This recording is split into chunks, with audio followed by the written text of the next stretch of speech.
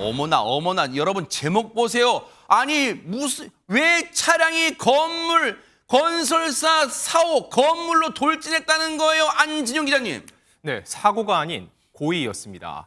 어제 오후 서울시 종로구 현대건설 사옥 앞에 한 차량이 나타나서 돌발 행동을 벌이는데 뭐라? 어떤 행동이었는지 영상 통해서 확인해 보시죠. 허허네. 자, 건물 정문 앞에 서 있던 흰색 소형 SUV. 어머. 갑자기 후진이라더니 네. 이 경비원의 제지에도 불구하고 네. 다시금 저렇게 정문을 향해서 어머, 돌진하며 어디가? 회전문을 어머, 어머. 들이받아 버립니다. 유리 회전문은 와장창 소리를 내면서 그대로 부서지고 말았습니다. 어머나 세상에. 아 저는 그냥 뒤로 후진해서 쭉 가는 뒤로 그냥 아예 가는 줄 알았는데 다시 지금 정면으로 앞으로 가서 저 회전문을 그대로 여러분 와장창 소리 들으셨죠? 그대로 박살내고 말았는데 주변에 있던 저 광경 보시는 분들 얼마나 놀란 가슴을 쓸어내렸을까요? 얘기 들어보시고 이어가 보도록 하겠습니다. 그냥 갖다 버려. 냅다 갖다 이쁜 거를 갖다 버려. 앞서 영상 보면 김묘성 기자님 아마 저 건물 사옥의 경비원 분이신 걸로 보이는 분이 막 제지를 했는데도 막 그대로 아랑곳하자고 밀고 들어갔단 말이에요. 혹시 주변에 계신 분 다치신 분들은 없을까요? 네, 다행히도 인명피해는 없는 것으로 전해지긴 했는데요. 이 사건이 어제 오후 4시 40분쯤 60대 남성이 차량을 몰고 종로구에 위치한 현대건설 사옥 그 정문 회전문을 향해서 무려 3차례나 들이받은 그런 사고입니다. 3차례나요? 네, 그렇습니다. 보시는 것처럼 당연히 회전문은 크게 파손이 됐고요. 어머, 세상에. 역시 주변은 유리 파편으로 뒤덮였습니다.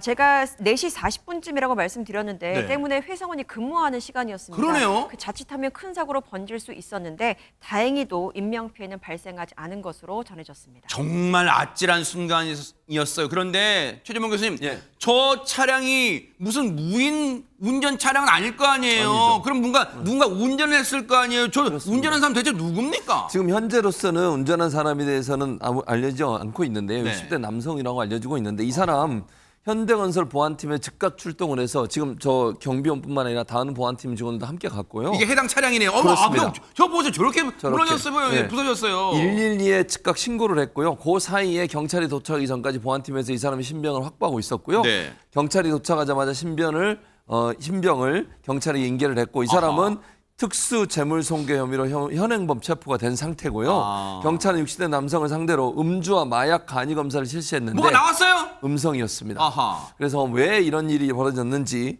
좀 지켜봐야 될 것 같습니다. 아니 60대 남성이래요. 잡고 보니 60대 남성이라는데 지금 들으신 것처럼 음주, 마약도 아니라는 거예요. 그러면 멀쩡한 정신 상태로 허점에서 백주에 대낮에 저런 짓을 왜 하는 겁니까?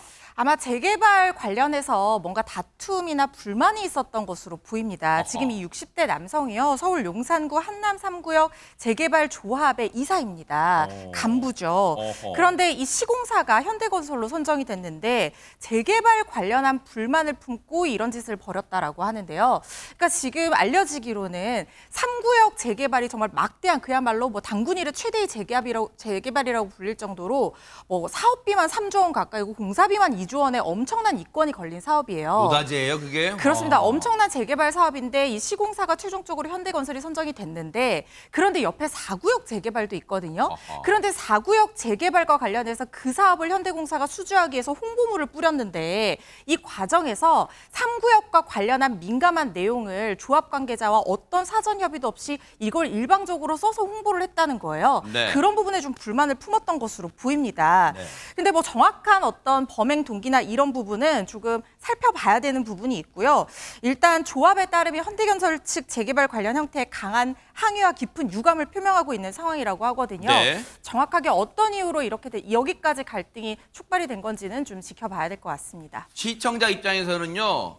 어느 구역 재개발 뭐 그런 것보다도 세상에 어떻게 최명 교장님 사람이 차량으로 저 건물을 사람이 회전문을 통해 나올 줄 모르는 상황인데 저걸 들이받아 어떻게 저런 정신을 가지고 있을까 막 놀라실 거예요, 시청자분들은. 맞습니다. 거기 이제 실질적인 동기와 감정적인 동기가 있는 것 같은데요. 실질적인 동기는 이 일로 인해서 저희 모두 다 그 재개발 관련된 얘기를 듣게 됐어요. 그러니까 본인이 갖고 있는 불만이 정식으로 뭔가 규정된 방법대로 해서 해결이 안 될 것 같으니까 이런 걸 통해서 그거를 이슈하고자 하는 목적도 첫 부분에 있었을 것 같아요. 그건 굉장히 이성적이었을 거예요.